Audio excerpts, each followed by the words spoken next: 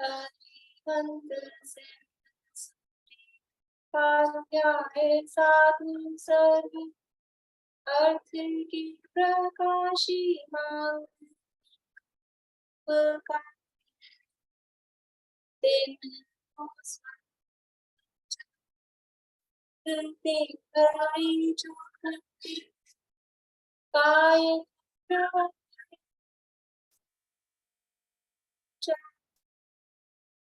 धन्य काज सब कर जोड़ी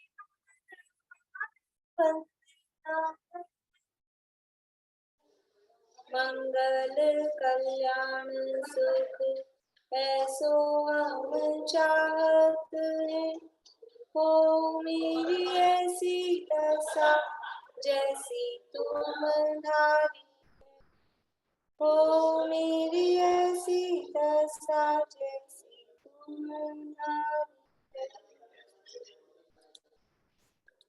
पंच परम परमेश को न कर बारंबार प्रस्तुत है आनंदमय यह समाधि का सार सहज समाना स्वयं में ही समाधि की लक्ष्य सहजानंद स्वरूप यह जीवन की उपलब्धि जीवन है जीवन का मरण समय में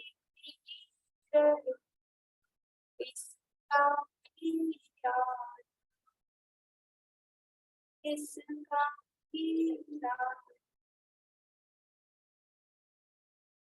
समाधि के संदर्भ में चर्चा चल रही और उसके अंतर्गत समाधि का सार दादा डॉक्टर गोविंद चंद्र त्रिपाठी द्वारा ये अपना चल रहा था और इसमें 25 तक के हो गए थे 25 हो गए थे ना सुनीता जी मालूम नहीं है मेरे को क्या चलिए 25 ही हो गए थे ना समझा हाँ देखिए ये पढ़ते हैं अपन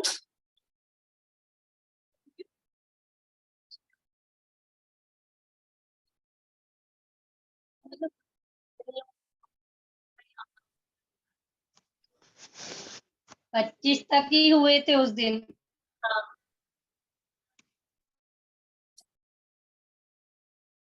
पढ़ते हैं अपन 23, 24, 25 और 26 24, 25, 26 ऐसे 3 पढ़ लेते हैं जब केवल ज्ञानी पेज नंबर 158 सप्तशतक में जब केवल ज्ञानी ने तेरे भावी के सब भव देखे हैं तब इसका अर्थ साफ ही है भावी भव भी सब निश्चित है उनमें परिवर्तन करने की बातें सब व्यर्थ कल्पना है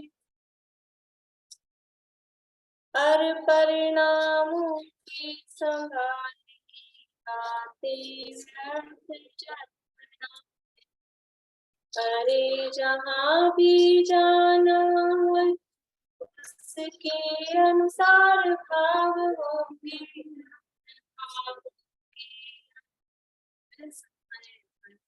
कर्मों के बंधन उन कर्मों में उन भाव में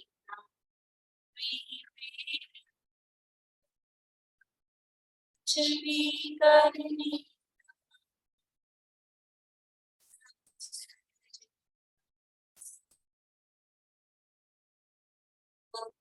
तथ्य की सहज सी समाधि है समता है, कुछ भी करने की तरह ना कुछ भी आकुलता है, जिस साधक में समता है, वह लौकिक कष्टों में भी तो भी वह अपने अंतर में आनंद।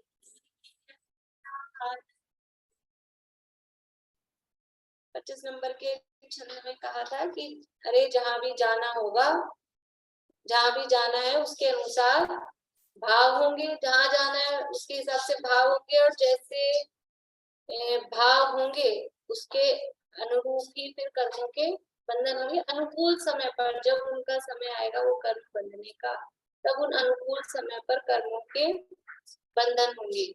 और उन कर्मों में कर्म बंधने वाले हैं, उसमें भी कोई अंतर नहीं है, और जो भाव होने वाले हैं उसमें भी कोई अंतर नहीं है, क्योंकि जहां जाना है उसके हिसाब से भाव होंगे और उसके हिसाब से कर्म भी बनेंगे, तो उसमें कुछ भी फेरफार हो ही नहीं सकता है, क्योंकि आगे का सब कुछ निश्चित है। तो कुछ भी करने का भार नहीं, सब सहज भाव से ही होगा। अपने को कुछ करने की कि अपने को ये करना पड़े वो करना पड़े कैसा होगा, कुछ नहीं, सब सहज भाव से। लगता तो है दुनिया में ऐसा कि ऋषभ देव थे और 84 लाख पूर्व की आयु और 83 लाख पूर्व हो गए, और वो तो राज्य में बैठे हैं, जन्म जयंती मन रही है उनकी और जन्मदिन मन रहा है और राजगद्दी पे बैठे हैं। तो इंद्र को चिंता हुई कि वैराग्य वैराग्य कब लेंगे, दीक्षा कब लेंगे, मार्ग खोलेंगे। लेकिन अपने को लगता है इंद्र को चिंता हुई, उसने चला के ऐसी नीलांजना को भेजा जिसकी मृत्यु होने वाली। लेकिन वास्तव में ये कोई चला के किया गया कार्य है क्या? दिखता तो ऐसा है, लेकिन वो सब सेट था कि नहीं, उनको वैराग्य किस दिन होना है, किस निमित्त से होना है, उनको कब तक राज्य अवस्था में रहना है, कितने दिन मुनि दशा में रहना है, ये सब निश्चित है। इंद्र को भी वो भाव आना निश्चित है, क्योंकि अब उनके वैराग्य का या दीक्षा का काल आ गया था, उनके दीक्षा का काल आ गया इधर, तभी इंद्र को विकल्प आया। अब अपन बातें भले ही करो, इंद्र को विकल्प नहीं आता तो भी उनको तो वैराग्य किसी न किसी तरह से आ ही जाता। ये तो की बात ही नहीं है, दादा बोलते थे, बोले तो लगाने का प्रश्न ही नहीं है। अपन जो ये करें, जैसे पहले स्कूल में हम पढ़ते थे, आप लोगों के भी आते होंगे, यदि मैं प्रधानमंत्री होता तो निबंध लिखो, तो की बात ही नहीं है, कल्पनाएं करो। ये अभी अपन कितनी कल्पनाएं, जो कुछ घट चुका है उसके बाद अपन कल्पनाएं करते हैं, ये ऐसा कर लेते हैं, ये ऐसा कर लेते हैं, इनको ऐसा कर लेना चाहिए था, वैसा कर लेना चाहिए, कितनी करते हैं। कोई मूवी देख रहे हो, सीरियल देख रहे हो, उसमें अपने दिमाग लगाते हैं, वो भी पता है वो सब सेट है। कोई अपन मूवी देख रहे हैं, सीरियल देख रहे हैं, उसमें अपने को पता है कि नहीं पता है, सब निश्चित है, वो सारा पहले से रिकॉर्ड हो चुका है किसके बाद क्या होना है, फिर भी हम अपनी दिमाग लगाते हैं। ये हमारे मोह का महात्म्य, कई बली हो मोह महात्म्य, ये अपने मोह के कारण इधर उधर विकल्प करते हैं। तो इसलिए वो सब जो होना है, उनको जिस दिन वैराग्य आना है, तो उनको कब भाव, उनको वैराग्य का भाव कब आएगा, और उनके आगे पीछे जो भी निमित्त होंगे, निमित्तों के लिए भाव कैसा आएगा, वो सब निश्चित। इसलिए सब सहज, इस सहज भाव से हुआ। चाहे इंद्र को गौतम गंधर्व को लाने का विकल्प हुआ, वो भी सहज तभी होना था, उनकी दिव्य ध्वनि गिरने का काल आ गया था, इनको विकल्प आने का काल आ गया, इनको विकल्प आया कि ऐसा करें, इंद्रभूति को लाए और ये करें, ब्राह्मण का वेश बनाए, वो सब उसमें, यानी ऐसा लगता है इंद्र लाया, इंद्र ने किया, कृष्ण ने चला के वहां पशु बांधे ताकि नेमिनाथ को वैराग्य आ जाए। ये सब कितनी ऐसी लगती है ये बातें कि क्या है, कोई बात मतलब ही नहीं है इन बातों में, क्योंकि सब कुछ वो विकल्प भी तो निश्चित था। विकल्प भी निश्चित है। उससे पहले क्यों नहीं आया कि जिस समय जो काम होना है जैसा होना है, तो विकल्प भी तभी ये उसके लिए भी लॉजिक देते हैं कि अगर प्रश्न नहीं करते तो भगवान बन ही नहीं सकते, तो ये वाणी को करता है उसका लॉजिक ऐसे ही। देखिए, तो अब ये 26 नंबर का छंद है। उक्त तथ्य की सहज स्वीकृति ही समाधि है समता। ये जो तथ्य है ना कि जो कुछ होना है सब भाव निश्चित है और कर्म निश्चित है, उसमें कोई फेरफार नहीं हो सकता है, सब सहज भाव से होता है। ये जो तथ्य है ये फैक्ट है। तथ्य मतलब एक फैक्ट है। इसकी जो स्वीकृति, और स्वीकृति भी जबरदस्ती नहीं, मजबूरी में नहीं, सहज स्वीकृति ही समाधि है। यही समता है, इसका नाम समाधि है, इसका नाम समता है कि कुछ नहीं तो की बात ही नहीं है, कहीं तो लगाने का प्रश्न ही नहीं है। जो कुछ होना है सब वो होना है, वो निश्चित है। अपन इतना सब बोल लेते हैं, लेकिन इसकी गहराई कितनी है। जो होना है सब निश्चित है, केवल ज्ञानी ने जाना है। तो जो होना है वो निश्चित है, तो फिर उसके हिसाब से भाव होना निश्चित है कि नहीं है, कर्म बंधना निश्चित है कि नहीं है, उसके निमित्त होना निश्चित है कि नहीं है। पांचों समवाय स्वभाव पुरुषार्थ होनार काल लब्धि निमित्त सब निश्चित है कि नहीं। अकेला एक ही थोड़ी ना निश्चित है। क्या परिणाम आगे की परिणाम से सारी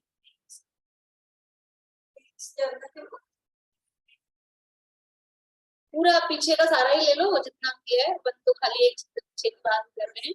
पर पूरे 25 छंद में जो जो कहा गया वो सब उक्त तथ्य की सहज स्वीकृति है। पीछे जो और ये कर्ता कर्म की बात आई थी, कर्ता भोक्तापन की बात आई थी, अकर्ता भोक्तापन की, सब ले लेना। उक्त तथ्य की सहज स्वीकृति ही समाधि है, समता है।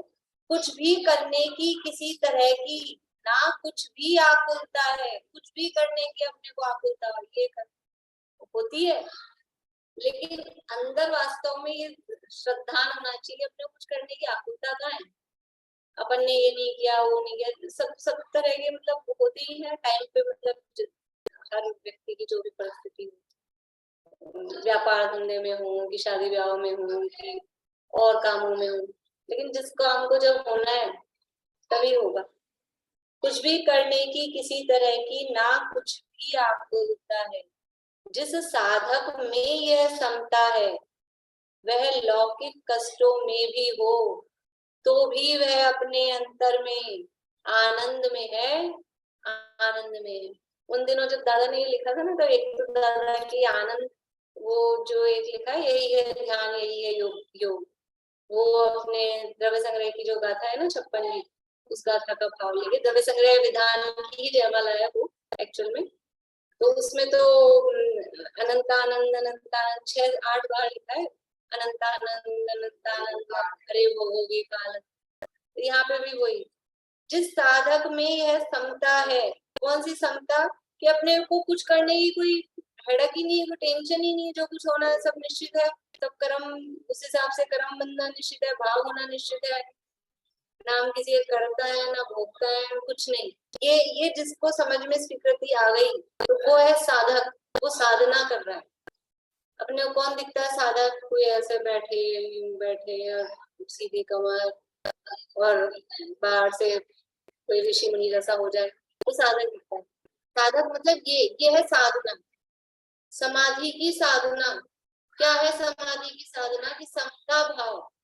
ये जो तथ्य कहे गए हैं इनकी सहज स्वीकृति। तो जिस साधक में यह समता है वह लौकिक कष्टों में भी हो। बाहर में सिद्धि चल रही है कि गरम गरम लोहे के आभूषण पहना दिए गए हैं, कि कोई सुदर्शन सेठ की जैसे कोई इस तरह से शील में उपसर्ग किया जा रहा है, तो भी वह अपने अंतर में आनंद में है, आनंद में अंदर में धारा रहती है।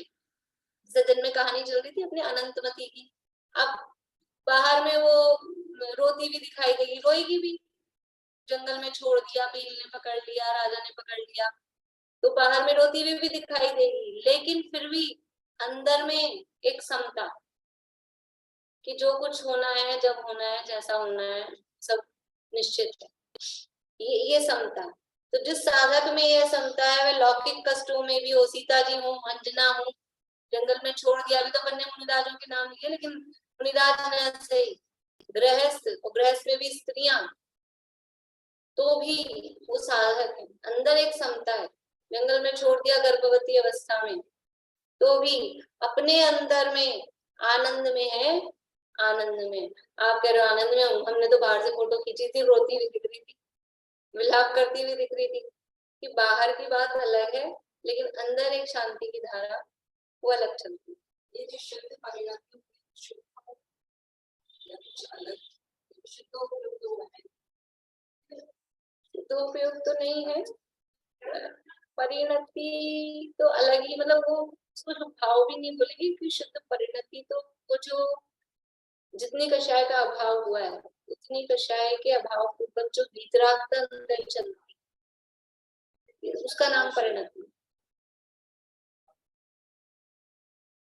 27 नंबर, रे समाधि तो सुखमय है, उसमें कष्टों का काम नहीं, अद्भुत समाधि है, शांति का, अशांति का नाम नहीं, कष्टों की कारा दिखे हमें, अंतर की शांति नहीं, हम बातें करते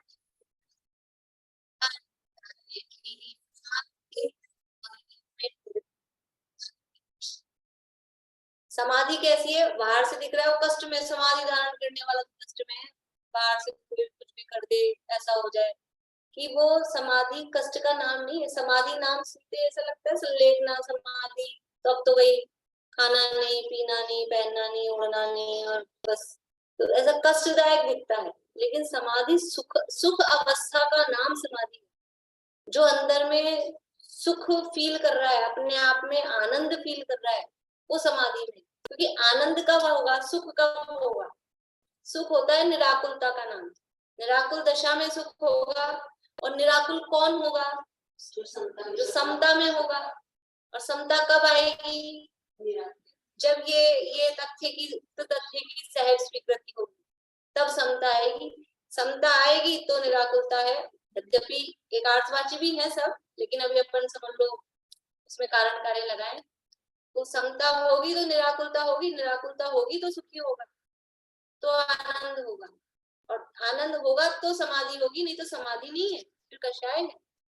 बाहर में लेटा दिखाई दे तख्ते पर समाधि में, और अंदर से विकल्प विकल्प आकुलता आकुलता, ये करना वो करना, इसने नहीं किया वो उसने नहीं किया, ये नहीं करना वो नहीं करना, वो समाधि है कि वो असमाधि है। तो समाधि तो सुख में है, हाँ समाधि तो सुख में है, उसमें कष्टों का काम नहीं। अद्भुत समाधि है शांत भाव, उसमें अशांति का नाम नहीं, शांत भाव का नाम समाधि है, उसमें अशांति का नाम नहीं है। क्या अशांति आ जाए किसी भी तरह, कोई कितनी ही कोशिश करे, कितनी कोशिश नहीं की दुनिया में, मुनिराजों पे उपसर्ग करे उनकी समाधि भंग करने की, या वही समझ लो अपन वो दिन में वही कहानी की याद आ रही मुझे, अंजन चोर वाली कहानी बताया था ना, वो जिंदत से ध्यान कर रहे थे, तो उन देवों ने कोशिश करी खूब उनको चिगाने की, लेकिन नहीं, अशांति का काम ही नहीं है, बाहर में कुछ भी होता हो। अद्भुत समाधि है शांत भाव, उसमें अशांति का नाम नहीं। संजीव जी के लिए बताते हैं ना ये लोग, आकाश बता रहे थे एक दिन, बोले जैसे जिस दिन उनको पता लगा ना वहां इंदौर में पंचकलानक तो था ही, तो पंचकलानक की तैयारियां चली रही थी, तो उस दिन कोई रैली निकलने वाली थी, आह्वान रैली। उस दिन उनको पता लगा, सुबह सुबह रैली थी, उसी समय उनको बताया, मतलब बुला के भाई आपको ऐसा ऐसा है, सुन लिए, सुन के संस्कृति बताई थी, बोले मैं तो रोना नहीं, मतलब सुनते ही तो आदमी को आएगा ही एकदम से, तो बोले मैं तो कोई रैली वैली कैंसिल कर दी, मैं तो कमरे में बैठ के मेरी तो हालत खराब हो गई। और वो सुने, नीचे आए, आकाश को बोलते हैं चलो, तो वो बोले भाई साहब आप तो बैठो आराम करो, बोले क्या दिक्कत है, मतलब इतना सहज कोई कैसे हो सकता है, मतलब अपने को ऐसा लगता है कि एक बार पता लगते ही तो अपने तो छोटी मोटी बीमारी आ जाए तो अपने तो कार्यक्रम उस समय के तो कम से कम बिगड़ ही जाते हो। और ऐसी स्थिति पता लग गई फिर भी कुछ नहीं, और वहां गए, वहां बोले सब, उसकी वीडियो वगैरह सब है। कोई कह नहीं सकता इनको ये पता है कि ऐसा है, कुछ भी। ये है हाँ 15 जनवरी के बाद। तो कष्टों की कारा दिखे हमें, अंतर की शांति नहीं दिखती। अद्भुत समाधि है शांत भाव, उसमें अशांति का नाम नहीं है। बाहर से दुनिया देखे कि ऐसे समाधि का मतलब कोई शैया पे लेट जाए तो ये उनकी समाधि हुई, कि उनके समय लेटना हुई, ये छोड़ा। अंदर शांति कितनी चल रही, ये नहीं दिखता है। बाहर में ये इसका नाम समाधि नहीं है, ये छोड़ा वो छोड़ा, कि ये एक वो बना लिया समाधि कक्ष, वो भी होता है, वो हो जाए अच्छी बात है, लेकिन अंदर में जो शांति चलती है। कष्टों की कारा दिखे हमें, अंतर की शांति नहीं दिखती। हम बातें बड़ी बड़ी करते, अंतर की भ्रांति नहीं मिटती। हम बड़ी बड़ी बातें करते हैं, दूसरे के लिए बातें करते हैं, खुद के लिए भी करेंगे बातें, लेकिन अंदर से भ्रांति तो मिटी नहीं रही है। मिथ्यात्व तो भ्रांति मतलब क्या, ये जो पीछे कहा ना, पर पदार्थों का कर्तापन भोक्ता, एकत्व ममत्व कर्तृत्व भोक्तृत्व, ये तो मिट ही नहीं रही है। और बातें करते हैं बड़ी बड़ी, ये समाधि वो समाधि, और ये छोड़ना वो छोड़ना, इससे 12 साल की ले ली थी, ये कर बातें कर रहे हैं बड़ी बड़ी। हम बातें बड़ी बड़ी करते, अंतर की भ्रांति नहीं मिटती, पर में एकत्व ममत्व कर्तृत्व भोक्तृत्व बुद्धि मिटती नहीं, जाती नहीं। अत्यंत शांत सुखमय जीवन की यह तो सहज अवस्था है, न आकुलता व्याकुलता, सजग अवस्था। यह तो समाधिमय जीवन है, यह ही समाधिमय है।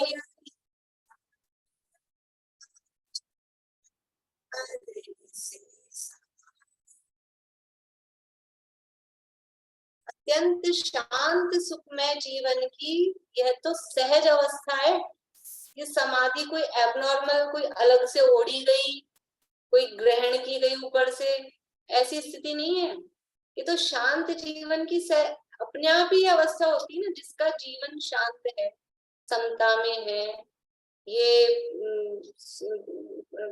श्रद्धा जिसको है, उसका जीवन ही ऐसा है, तो उसकी जीवन की सहज अवस्था है, नेचुरल है। इसमें क्या है सहज अवस्था का मतलब, कोई अलग अपने को तो समझ लो, जो काम अपन करते हैं रूटीन, अब जैसे मान लो अपन रोज आते हैं, यहाँ बैठते हैं, प्रवचन में बैठते हैं, सुबह पूजा वूजा करते हैं, जो भी अपना रूटीन है, तो अपने को क्या जोर आता है, मतलब इजी गोइंग है, सहज ही हमारा रूटीन है। और जो नहीं करता हो उसको लोग ऐसे बोलते हैं, जैसे शिविर होता है ना अपने, अब बैठ कैसे जाते हो इतने घंटे, दिन भर में कार्यक्रम बताते हैं, दिन भर चलता है, दिन भर चलता है, अब बैठ कैसे सकते हो इतने घंटे, हम तो 1 घंटा ही नहीं बैठ सकते। तो अपने को क्या लगता है, मुझे आश्चर्य होता है वैसे पूछते क्यों है, क्या अपने तो जिंदगी भर से बैठते ही आ रहे हैं। तो सहज अवस्था है। तो जो शांत यानी समता में जो है, जो निराकुलता में यानी जिसको ये बात स्वीकार है, तो उसका जीवन ऐसी शांति है, सहज ही है, उसको कुछ अलग लगता ही नहीं। लेकिन जिनके भ्रांति नहीं मिटी, उनको लगता है कि कैसे सहज रह सकते हैं, ऐसी बात पता लग के भी कैसे सहज रह सकते हैं। तो हम समझ लो मोही जीवों को लगता है ये, वो तो सहज रहते हैं। अत्यंत शांत सुखमय जीवन की यह तो सहज अवस्था है, ना आकुलता ना व्याकुलता, यह एकदम सजग अवस्था है। कोई आकुलता नहीं, कोई व्याकुलता नहीं, एकदम सजग। ऐसा नहीं कि होश में नहीं होंगे, पता नहीं होगा, एकदम सजग अवस्था है, कोई आकुलता नहीं, कोई व्याकुलता नहीं।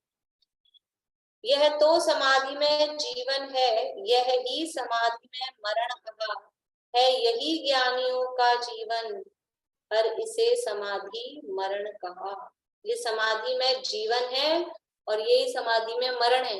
पीछे कहा था ना, ऐसे जीवन का जो समाधि रूप जीवन जीते जीते और उसी में मरण हो जाए, उसी का नाम समाधि मरण है। शुरू के शब्दों में आया था ना।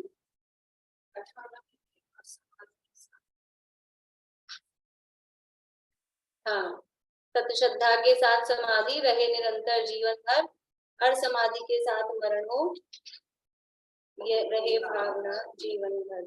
और 12 में, हाँ ये वाला 12 नंबर, अरे देह का परिवर्तन हो सहज भाव से एक पल में, उसे समाधि मरण कहते हैं जीवन के अंतिम क्षण में।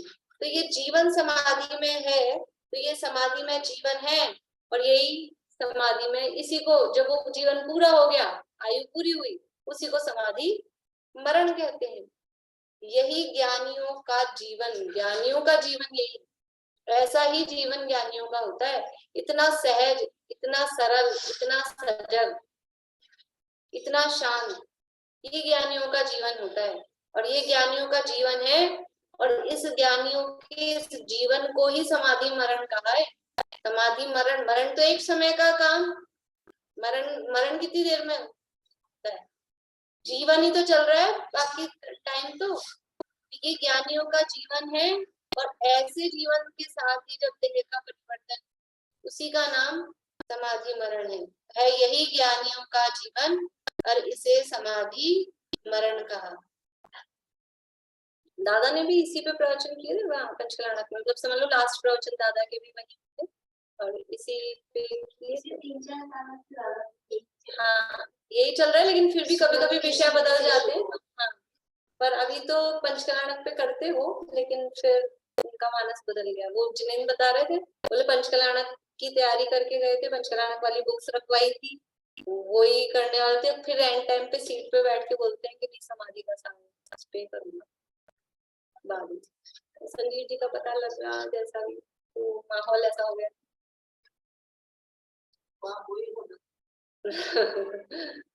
29 नंबर, साधारण सी एक वस्तु जब खो जाती इस जीवन में, हम आकुल व्याकुल जाते, उड़ते रहते मन ही मन में, सभी वस्तुओं का वियोग जब एक साथ ही हो जाता, अज्ञान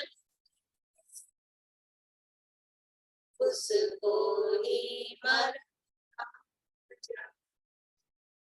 मरण किसे कहते हैं, दादा की परिभाषा है, नहीं दादा कितने सालों से मतलब बताते आ रहे हैं, लिखा हुआ है।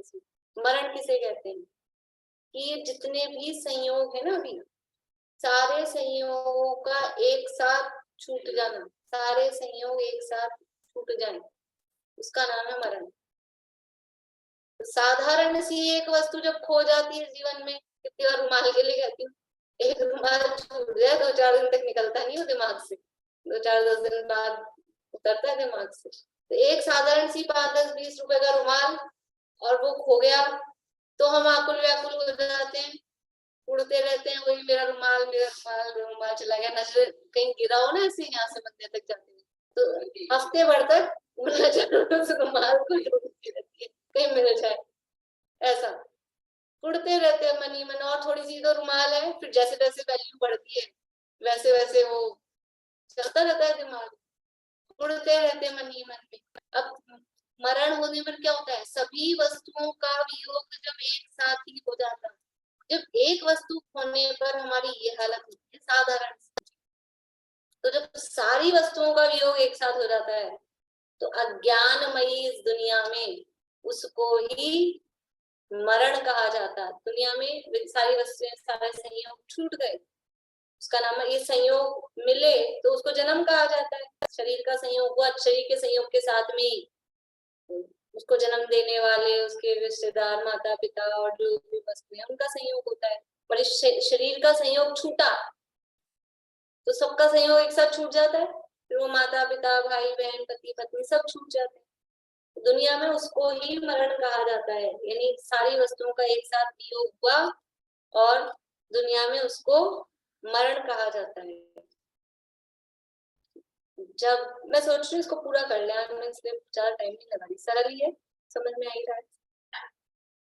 जब तक अपना इन योग से एकत्व नहीं इनकी चित्त सदा, जब तक संयोग से जीवन इनसे लगा छूटेगा, शांति न होगी। जब एक वस्तु का वियोग होने पर हम बहुत आकुल व्याकुल हो जाते हैं, और मरण होने पर क्या होगा कि सारे जितनी भी वस्तुएं, सारे संयोग हैं, सब एक साथ छूट जाएंगे। तो जब तक इन संयोगों में हमारा एकत्व है, ममत्व है, कर्तृत्व तो भोक्तृत्व भी लगा लो, जहाँ एक है वहां चारों ही होते हैं। तो जब तक इन संयोगों में हमारा अपनापन है, एकत्व है, और ये एकत्व नहीं छूटेगा, तो क्या होगा कि हमारा चित्त विचलित होगा, क्योंकि ये तो निश्चित है। जम किंचित उत्पन्नम तस्य विनाशो हवे नियमेन। तो अभी तो क्या होता है, अपनी एक एक चीज छूटती है, होती है, जाती है, क्योंकि संयोग है तो वो तो वियोग उनका होगा ही। तो एक एक एक एक एक, एक छूटती है तो हम दुखी होते हैं, दुखी होते हैं। अभी सारी एक साथ छूटेंगी तो वो दुख कितना होगा। तो दो उपाय है, टोडरमल जी साहब ने बताए, अभी अपन ने नवे अधिकार में पढ़े। दो उपाय है। क्या उपाय है? या तो ये छूटे नहीं संयोग, ये संयोग बने रहे, या फिर हम अपना मोह छोड़ दें। हाँ, वो दूसरे शब्द है, वो प्रकरण भी दूसरा है, पर है बात वही। या तो ये संयोग बने रहे, ये संयोग नहीं छूटे तो हम निराकुल सुखी रहेंगे, या फिर हम अपना राग मोह इनसे छोड़ लें तो हम निराकुल रह सकते हैं। तो क्या पॉसिबल है, कौन सा उपाय इनमें से संभव है? इस संयोगों का बना रहना तो संभव है नहीं, संयोगों का तो वियोग निश्चित है, ये तो रहेगा नहीं। तो अब क्या है, अब मजबूरी में दूसरा ही ऑप्शन है क्या करें, पहला ऑप्शन है ही नहीं, कर ही नहीं सकते, संभव ही नहीं है। तो दूसरा ऑप्शन ये है कि हम इससे अपना मोह हटा लें। तो जितना मोह कम होगा उतना दुख कम होगा, जितना मोह अधिक होगा उतना दुख अधिक होगा, क्योंकि या तो ये हमें छोड़ के चल जाएंगे तो हम इनको छोड़ के चल जाएंगे, जाना तो है ही, क्योंकि संयोग है, वियोग तो होना ही है। तो जब तक अपना इन योगों से एक योग मतलब वही संयोग, एकत्व नहीं विगलित होगा, इनके वियोग में अरे हमारा चित्त सदा विचलित होगा। जब तक हम इनमें से एकत्व नहीं छोड़ेंगे तो इनका वियोग होगा, और इनके वियोग में हमारा चित्त हमेशा विचलित होता रहेगा, चित्त में एकाग्रता नहीं आएगी, निराकुलता नहीं होगी।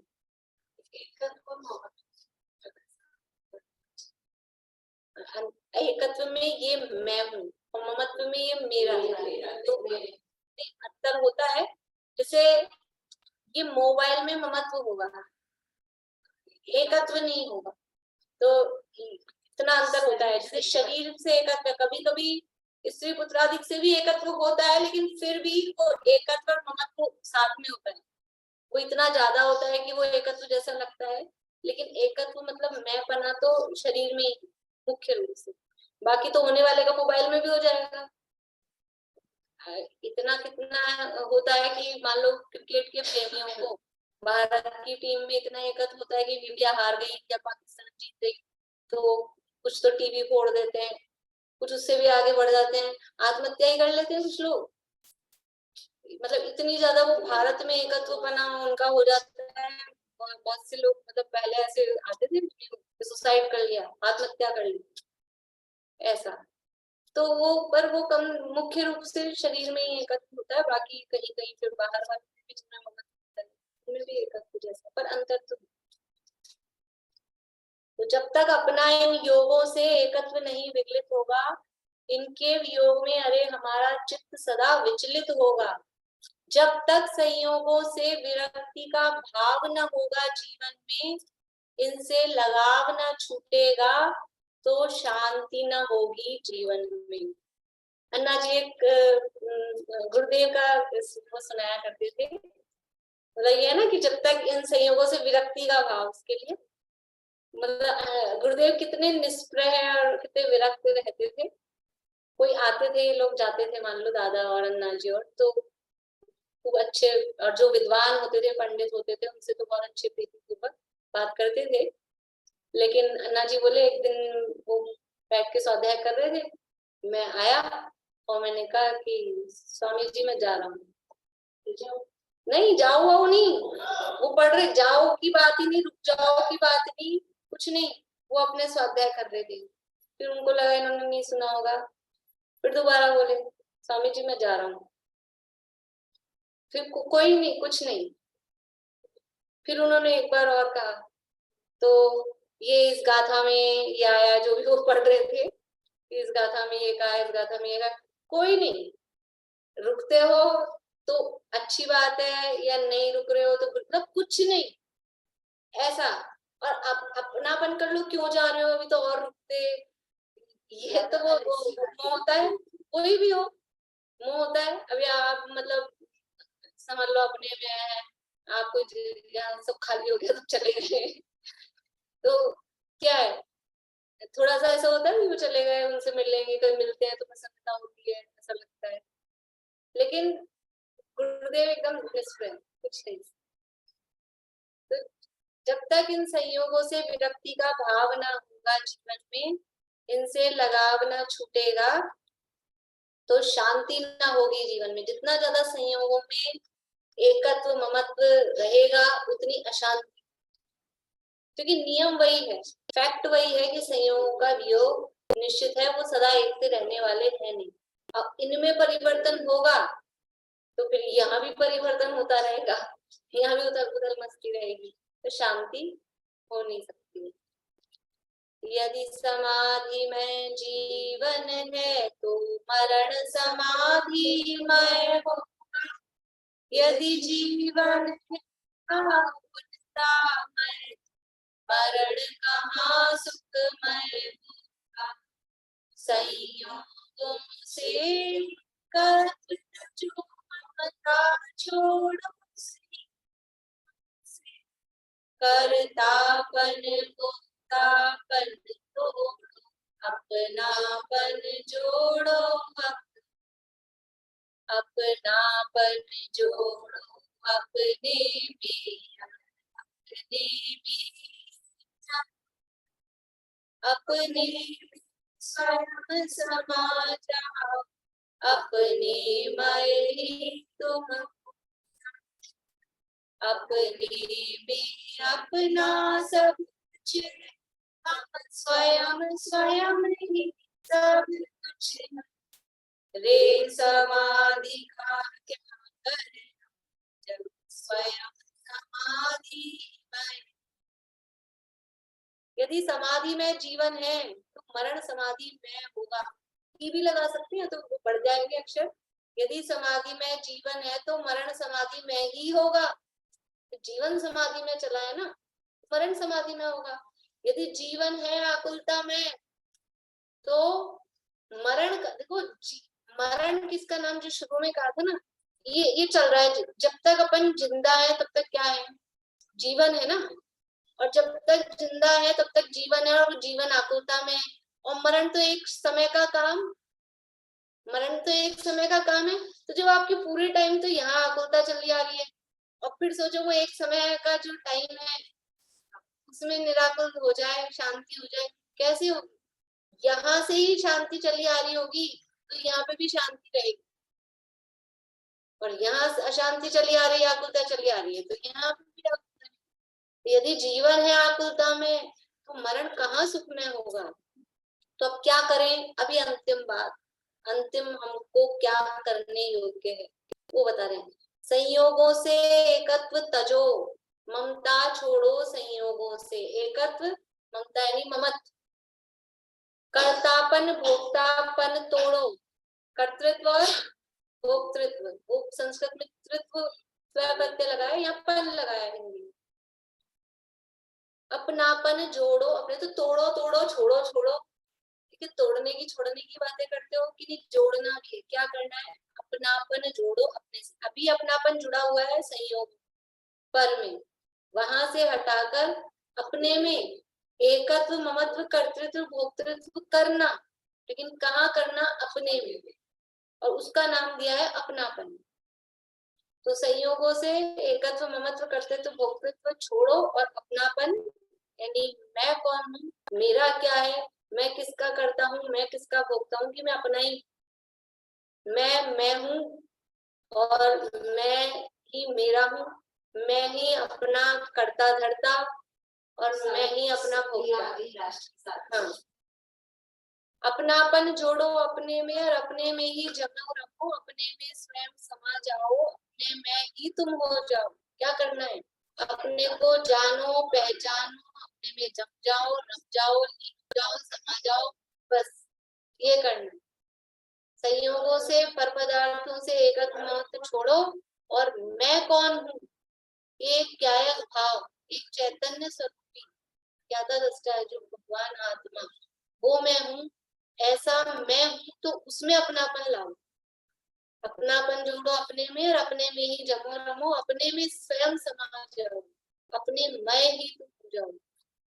अपने में अपना सब कुछ है, हम स्वयं स्वयं ही सब कुछ है। कहाँ है कि अनंत शक्तियां मुझ में, बाहर मेरा कुछ है ही नहीं।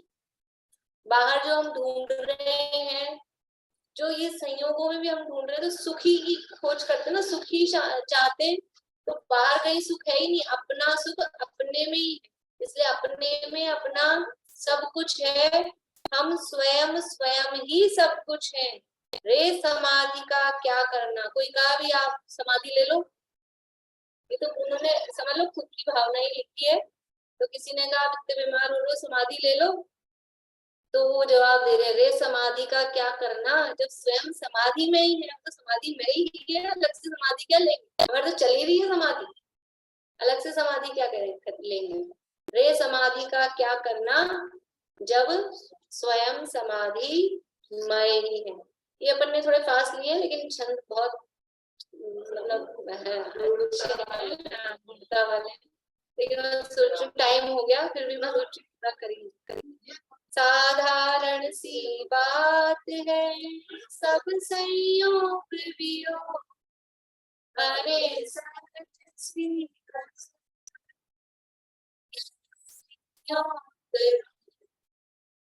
महिमा समता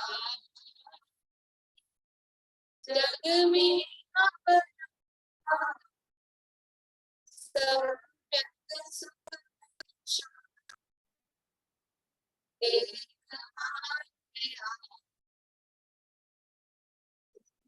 सब संयोग वियोग, जो भी संयोग है उनका वियोग, ये साधारण सी बात है, इसमें कौन सी नई बात है। जो भी संयोग है उनका वियोग होना, संयोग होना और फिर संयोग का वियोग होना, इसमें कौन सी अनोखी बात है, तो साधारण बात है, तो डेली रूटीन का काम, तो साधारण सी बात है।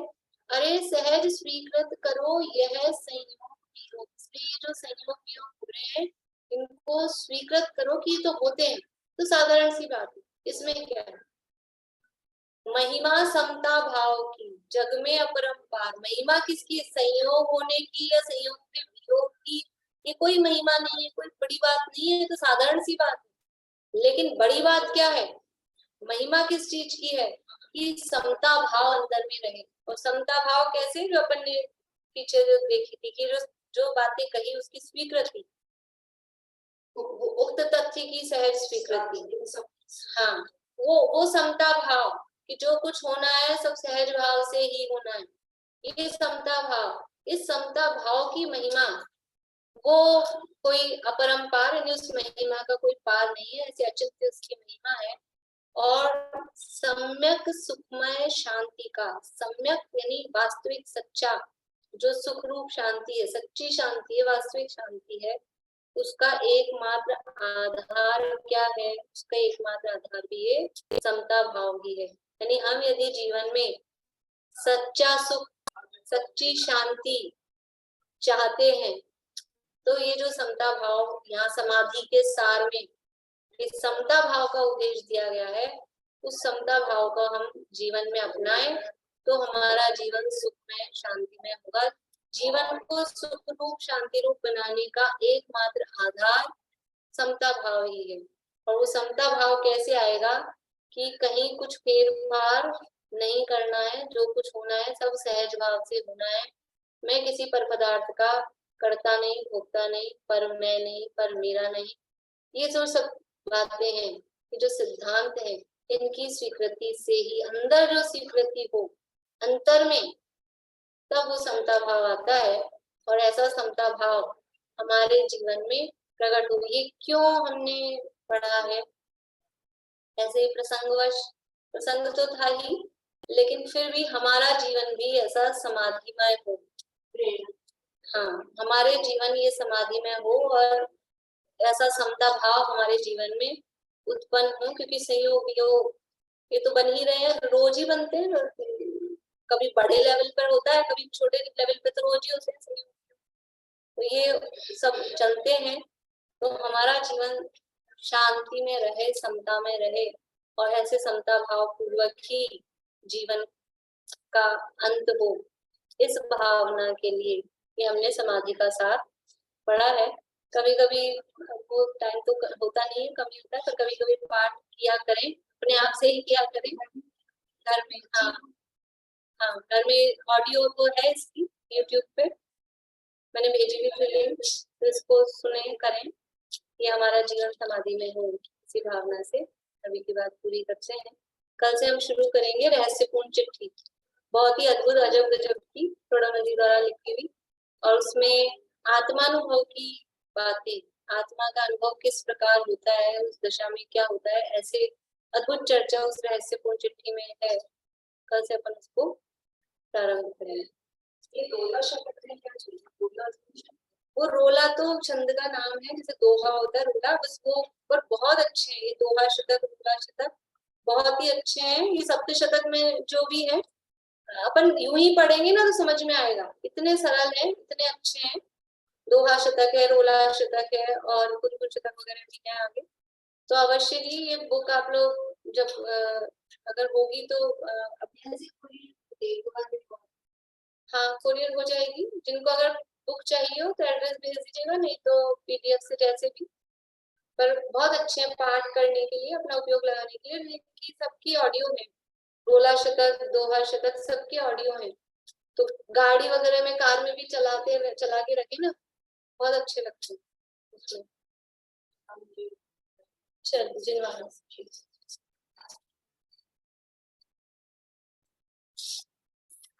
सावाणी के ज्ञान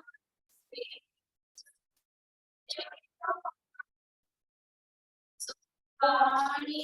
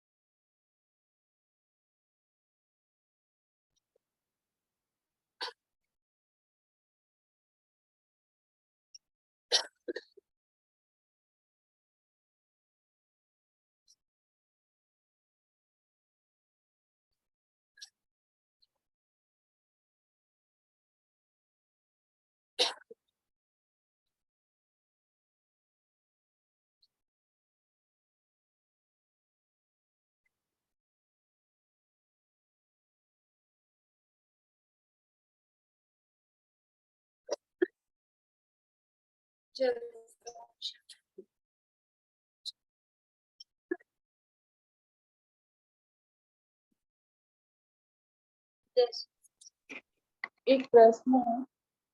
हाँ, एक तो द्रव्य संग्रह के नोट्स नहीं आए बाद वाले, द्रव्य संग्रह के पूरे नोट्स डाल दी, लेकिन वो लास्ट राइट। हाँ, और वो जो लिंक है ना उसकी ड्राइव, अच्छा शायद टेलीग्राम पे भी भेज दिए थे काफी दिन। आप पूरे डाल दिए, वो तो पूरे डाल दिए आपने। लघु द्रव्य संग्रह, मेरे ख्याल से पूरा मैं देख रही हूँ कि लघु द्रव्य संग्रह का तो, पर द्रव्य संग्रह की ठीक है, मैं देख लूँ। और दूसरा ना, मेरे को एक ध्यान के संबंध में एक प्रश्न है, पूछ सकती हूँ? ध्यान के संबंध में प्रश्न है, हाँ, बोलिए। अभी जैसे कि शॉर्ट में हुआ तो अभी कर लेंगे, ऐसे टाइम तो हो गया, प्रवचन चालू हो गया। अपनी भूमिका में जैसे ध्यान का किस तरह से होता है, जो अपने धर्म ध्यान के भेद कहे ना, वो तो चौथे भूमि स्थान से जैसे बताए, तो अपनी भूमिका में क्या होता है? नहीं, वो धर्म ध्यान के जो पिंडस्थ पदस्थ वगैरह हैं वो अभी भी होते ही हैं, पूर्व भूमिका में भी अभ्यास के लिए भी होते हैं। असली धर्म ध्यान तो आत्मानुभव होने पर ही होता है, लेकिन अभ्यास रूप में उपयोग की एकाग्रता के लिए वो सब करते हैं पिंडस्थ पदस्थ आदि रूप से, तो करते हैं, मतलब उसी रूप से एक मौका विचार नहीं आया आपको? हाँ, पता नहीं, तो ये बात जमती नहीं है थोड़ी। नहीं जमने का कारण? पहले अपना विषय तो अपन को क्लियर होना चाहिए। हाँ, तो विषय तो पहले अपन ये ज्ञान करा अपन ने, आत्मा के संबंध में जो कोई लोग आत्माओं में प्रकरण आए हैं समय साल में, छठी सातवीं गाता है, 38वीं गाता है, 73वीं गाता है, 11वीं 12वीं गाता है, उसके आधार पे थोड़ा थ्योरिटिकल विषय थ्योरिटिकल ही आएगा। फिर उसको वो जो ध्यान होगा, वो जब तक चिंतन जितना नहीं हो, मतलब जितना ज्यादा चिंतन होगा तभी उसमें गहराई आ पाएगी, वरना वो ऊपरी ऊपरी लेवल पे पिंडस्थ पदस्थ भी किए जाते हैं, प्रारंभिक भूमिका में भी किए जाते हैं, लेकिन वो ऊपरी लेवल पर नहीं होते। तो जो जितना ज्यादा चिंतन की गहराई में होगा उसके ध्यान में गहराई। क्योंकि टोडरमल जी तो बार बार लिखते हैं कि तत्व विचार कर, तत्व विचार कर। तत्व विचार करने को कहते हैं, तो तत्व विचार करते करते ही तो एकाग्रता आके ध्यान होगा ना। और हम लोग तो बैठ जाते पिंडस्थ पदस्थ करने के लिए, होता कुछ है नहीं। लेकिन ठीक है, ये मतलब वो भी हम करते हैं अभ्यास के लिए कि उपयोग एकाग्र हो जाए, प्रयास वही रहता है। लेकिन उस समय हम कम से कम उस समय थोड़ा चिंतन चला लें, और अलग से टाइम नहीं मिलता है तो जब चिंतन परिपक्व हो जाएगा तो उसमें भी गहराई भी आने लगेगी, क्योंकि देखो आत्मानुभव तो एक क्षण मात्र के लिए होता है, अच्छा, बाकी तो और भी जैसे जो भी चलेंगे, मान लो ध्यान कर रहे हैं शमशान में जाके, रात भर ध्यान किया, तो रात भर ध्यान में क्या करें? वो कुछ ना कुछ विचार चिंतन उपयोग कभी बाहर बाहर मतलब इधर शुभ में जा रहा है तो शुभ में भी कभी स्थूल शुभ में जाता है, फिर कभी गहराई में जाता है, इसी तरह से चलता है, यही चलता है। हम ये नहीं सोचे कि कुछ होता तो है नहीं, तो थोड़ा सा उसमें और गहराई लाने का प्रयास करें। और कोई तो उसमें जो धर्म ध्यान के भेद दिए, उसमें चौथे से लेके सातवें तक दिया, तो मुनिराज भी वो कर रहे हैं और हम भी वो कर रहे हैं, तो इसमें कुछ अंतर तो होता होगा ना? अंतर तो पड़ेगा ही, उनके उसकी भूमिका के हिसाब से अंतर तो पड़ेगा ही। क्योंकि 12 भावना के धर्म ध्यान के कुछ भेद दिए पिंडस्थ पदस्थ वाले, वो धर्म भावना के अंदर में दिए, 12 भावना के अंदर में। और पहले दे दिया आज्ञा विचय, अपाय विचय, ये सब। तो कुछ तो अंतर पड़ता होगा ना, कि मुनिराज जब तप के लिए। वो तो भूमिका का तो अंतर पड़ेगा ही, उनकी एकाग्रता में भी अंतर पड़ेगा, भूमिका के हिसाब से अंतर पड़ेगा। भूमिका के योग्य होंगे, चौथे वाले को उसके योग्य होगा, पांचवे वाले को उसके योग्य, भूमिका के हिसाब से। चलिए अभी समय हो चुका है। जय श्री राम।